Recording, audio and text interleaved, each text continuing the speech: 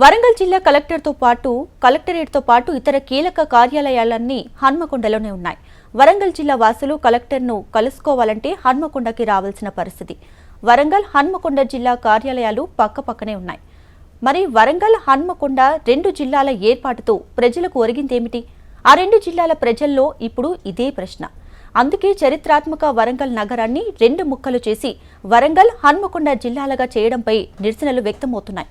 ఆ రెండు జిల్లాలను మళ్లీ కలపాలన్న డిమాండ్లు పెరుగుతున్నాయి.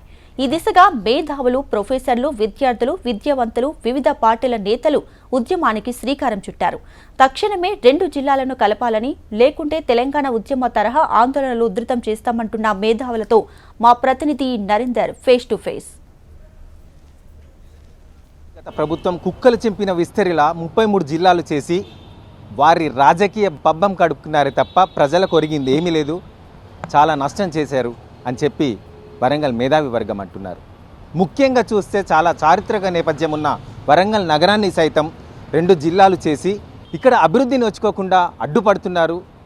ఇప్పుడైనా ఈ కాంగ్రెస్ ప్రభుత్వం ఈ రెండు జిల్లాలను కలిపి త్రినగరిగా ఉన్న ఓరుగల్లు నగరాన్ని చారిత్రాత్మకంగా దాన్ని అలాగే నిలపాలి అని చెప్పేసి మేధావులు కోరుతా ఉన్న పరిస్థితి, ఉద్యమానికి సిద్ధమవుతున్న పరిస్థితి.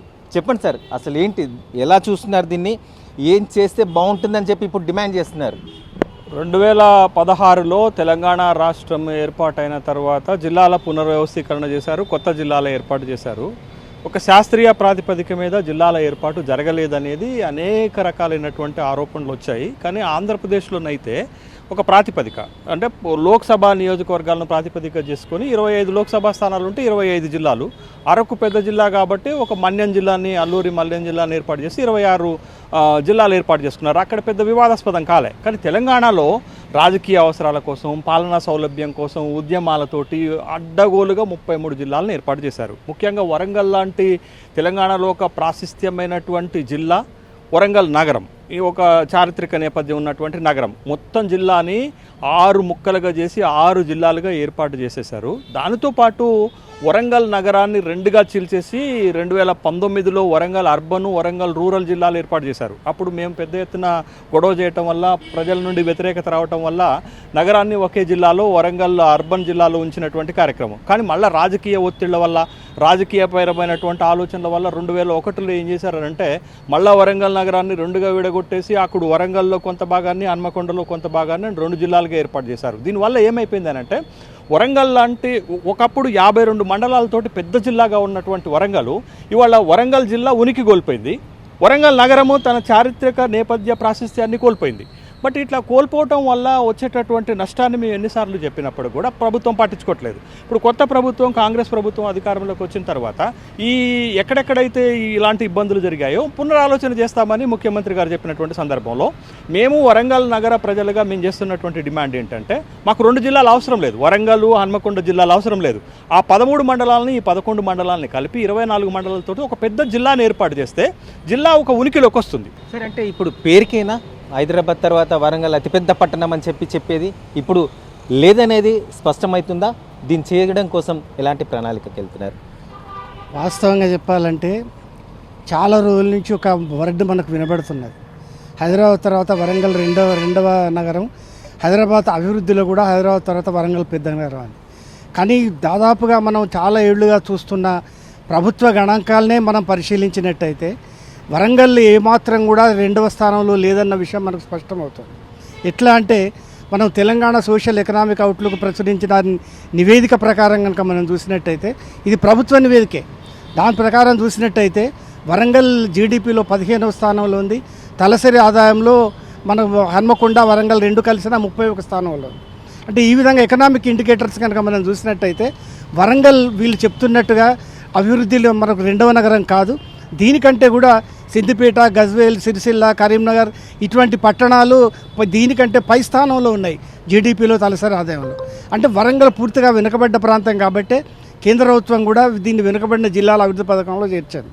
ఇప్పుడు ఈ పరిస్థితుల్లో మరి వరంగల్ని ముమ్మడి జిల్లాలో 6 ముక్కలు చేయడం అనేది దీని వెనుక రాజకీయ ప్రాతిపదిక, తర్వాత వరంగల్ నగర చైతన్యాన్ని విచ్ఛిన్నం చేయాలనే ఉద్దేశం తప్ప ఇంకోటి లేదని మేము భావిస్తున్నాం.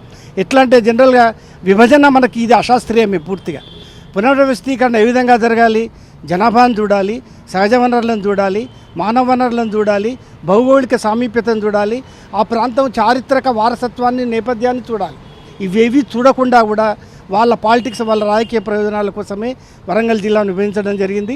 ఈ విభజన వల్ల మనకు నష్టమేం జరిగింది అంటే ఇదివరకు కాస్త కనుక మనం చూసినట్టయితే ఉమ్మడి వరంగల్ జిల్లాలో ఇటు పర్యాటకం కానీ, విద్య కానీ, వైద్యం కానీ, తర్వాత అటవీ ప్రాంతం కానీ, సహజ వనరులు, ఖనిజ వనరులు కూడా ఒక రకమైన బ్యాలెన్స్ స్టేట్లో ఉండేవి. ఎప్పుడైతే వరంగల్ ఉమ్మడి జిల్లా ముక్కలైపోయిందో ఈ మనం చెప్పుకున్న అభివృద్ధికి ప్రధానమైన ఈ రంగాలన్నీ ఒక్కొక్కటి ఒక్కో జిల్లాలోకి వెళ్ళిపోయినాయి. అడవులు ములుగుకి వెళ్ళిపోయినాయి, ఖనిజ సంపద మహబాద్కు, భూపాల్కి వెళ్ళిపోయింది, విద్య వైద్యం హన్మకొండలో మిగిలింది, వరంగల్లో వ్యవసాయ ఆర్థిక వ్యవస్థ మిగిలింది. అంటే దీన్ని బట్టి ఏం జరిగింది, ఇప్పుడు ఈ ఉమ్మడి ముక్కలైన ఈ 6 జిల్లాలు కూడా ఈ ఆయా రంగాల్ని మొదటి నుంచి డెవలప్ చేసుకోవాల్సిన పరిస్థితి మళ్ళీ మొదటికి వచ్చేసిన పరిస్థితి వచ్చేసింది. కాబట్టి రాష్ట్ర ప్రభుత్వ దృష్ట్యా ఉమ్మడి వరంగల్ జిల్లా అభివృద్ధి దృష్ట్యా కూడా 2 జిల్లాలను కలపవలసిన అవసరం ఉందని చెప్పి ప్రభుత్వాన్ని విజ్ఞప్తి చేస్తూ మేము తెలంగాణ ఉద్యమకారుల వేదిక ఫోరం ఫర్ బెటర్ వరంగల్ జాయింట్గా ఆర్గనైజ్ అయ్యి ఈ ఉద్యమ కార్యాచరణ ముందుకు తీసుకెళ్తాం. తెలంగాణ ఉద్యమ వేదిక నుండి అలాగే అన్ని ఒక్కొక్క వేదికల నుండి ఒక్కొక్క మేధావులందరూ కలిసి వాళ్ళ ఉద్యమం చేస్తున్న పరిస్థితి, రౌండ్ టేబుల్ సమావేశమైంది, ఇంకా ప్రణాళికలు చేస్తున్నారు. ఏ విధమైన ప్రణాళికలు చేస్తున్నారు, మరి ఇది సాధ్యమవుతుంది అంటారా? సాధ్యం కోసం ఏ విధంగా ముందుకెళ్తే బాగుంటుంది అంటారు? ఇది సాధ్యం కాదనేది ఏం లేదు. ఎందుకంటే ఇది ప్రజలకు అవసరమైనటువంటిది, ఇది నాయకులకు అవసరమైనది కాదు. ఇది ఇప్పుడు మనకు దీని చరిత్ర చూస్తే ఏంటంటే ఒక 1300 సంవత్సరాల క్రితమే వరంగల్ అనేది ఓరుగల్లుగా దాదాపు ఇప్పుడున్నటువంటి 4-5 రాష్ట్రాల యొక్క పరిధిలో కాకతీయ సామ్రాజ్యం విరసిల్లింది. దానికి ఇది రాజధాని. మరి రాజధాని నగరం, దాంతోపాటు నైజాముల కాలంలో కూడా ఇది ఒక శుభాగా ఎదిగింది. మొత్తం నైజాం కాలంలో ఉన్నటువంటి ఆ ఏరియాలో మొత్తం మహారాష్ట్ర కానీ, కర్ణాటక కానీ, ఇప్పుడున్నటువంటి మన తెలంగాణ ఇదంతా కలిపితే అందులో 5 శుభాలు చేస్తే 5 శుభాలలో వరంగల్ కూడా ఒక శుభ అభివృద్ధి కేంద్రంగా ఉండేది. ఆ తర్వాత ఉమ్మడి జిల్లాలో కూడా ఇది ఒక జోనల్ సిస్టమ్గా ఉండేది. అంటే ఇప్పుడు ఒక రాష్ట్రంలో కానీ, ఒక దేశంలో కానీ అభివృద్ధి కేంద్రాలు అంటూ ఉంటాయి. ఇప్పుడు మన రాష్ట్రంలో ఏంటంటే హైదరాబాదే అభివృద్ధి కేంద్రం. అది దాని చుట్టుపక్కల ఉన్నటువంటి పాత జిల్లాల్లో 5-6 జిల్లాలను కవర్ చేసి అభివృద్ధి అవుతాను. ఉత్తర తెలంగాణలో ఉన్నటువంటి ఖమ్మము, వరంగల్, కరీంనగర్, ఆదిలాబాదు పూర్తిగా నిర్లక్ష్యానికి గురవుతుంది. కాబట్టి వరంగల్ అనేది ఒక అభివృద్ధి కేంద్రంగా, చోదక కేంద్రంగా, ఒక గ్రోత్ ఇంజన్గా ఎదగాలన్నమాట. మిగిలిన 4 జిల్లాలను అది గుంజుకోపోతూ ఉంటుంది. అక్కడున్న మానవ వనరులను, అక్కడున్న సహజ వనరులను, అక్కడున్నటువంటి సంపదను, పెట్టుబడిని ఉపయోగించి ఇది హైదరాబాద్ తర్వాత అతిపెద్ద నగరంగా ఎదగాలి. కానీ మొత్తం కేసీఆర్ కుటుంబానికి ఏలుకోవడానికి 33 జిల్లాలు, 33 చిన్న చిన్న సామ్రాజ్యాలు చేసి ఎమ్మెల్యేలకు, ఎంపీలకు పంచిపెట్టే పథకాలు పేర్చిండు.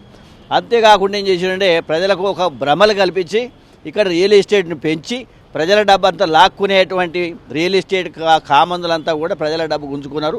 అవన్నీ వేకెంట్ ల్యాండ్స్గా ఉండిపోయినాయి. ఇటు భూమిని నాశనం చేసిండు, అభివృద్ధి పదాన్ని కూడా నాశనం చేసిండు. ఎవరైతే ప్రజల యొక్క అభిప్రాయానికి వ్యతిరేకంగా పనిచేస్తారో వాళ్ళు తప్పకుండా మట్టి కరుస్తారు. తప్పకుండా ఇది ఒక ఉద్యమంగా మారుతుంది. తప్పకుండా మేమైతే ముఖ్యమంత్రి గారితో టైం తీసుకొని ఇక్కడి నుంచి ప్రజా సంఘాలన్నిటి తీసుకుపోయి వారిని కలిసి మెమోరాండం ఇస్తాం.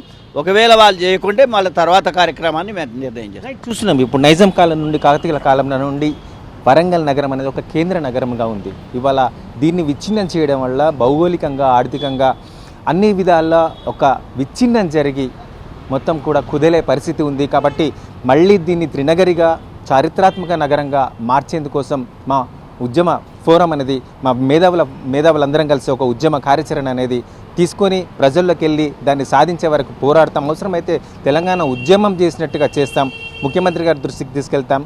ఆయనే కాదు అని అంటే ఉద్యమానికి ముందుకెళ్తామని చెప్పి చెప్తున్న పరిస్థితి. కెమెరామెన్ రామరాజుతో నరేందర్, HM TV, వరంగల్.